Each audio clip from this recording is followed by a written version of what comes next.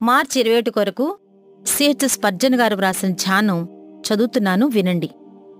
అప్పుడు నీ మార్గమున నీవు సురక్షితముగా నడిచెదవు, నీ పాదము ఎప్పుడునూ తొట్టిల్లదు.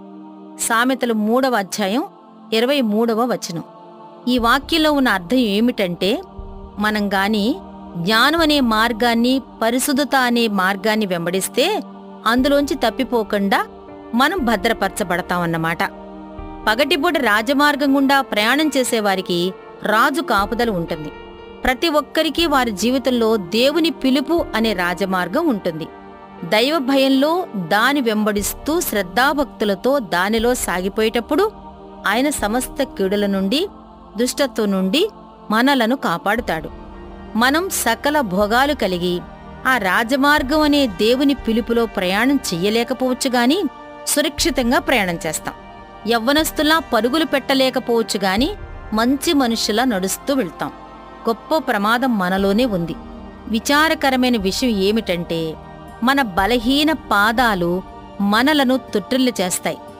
కాబట్టి అలా తొట్టిల్లిపోయే మనస్తత్వాన్ని జయించగలిగేటట్లుగా మరింత నైతిక బలాన్నిమ్మని ప్రభువును అడుగుదాం. దారిలో బండరాయిని చూసుకోలేని వారు దాన్ని తన్నుకుని పడిపోతారు. మన ఎదురుగా పాపం ఉన్నప్పుడు దాన్ని గ్రహించటానికి, దాన్ని తప్పించుకోవడానికి కావలసిన సామర్థ్యం దేవుని కృప ద్వారానే కలుగుతుంది. ఈ వాగ్దానాన్ని బట్టి విజ్ఞాపన చేద్దాం.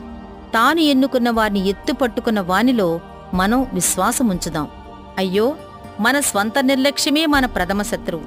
అయితే మెలకువగా ఉండి ప్రార్థించండి అన్న ప్రభువు మాట మనలను కాపాడుతుంది. ఒక్కసారి కూడా తొట్టిల్లకుండా నడవగలిగిన కృప ఈ రోజంతా మనకుంటే ఎంత అద్భుతం! మనం పడిపోకుండా ఉండటమే కదా మనకు కావలసింది. మన ప్రార్థన ఏంటంటే, మనం అస్సలు ఏమాత్రం తొట్టిల్లకుండా ఉండాలి. మన ప్రయాణం చివర్లో మనం తొట్టిల్లిపోకుండా కాపాడటానికి సమర్థుడైన ప్రభువును ప్రేమతో ఆరాధించాలి.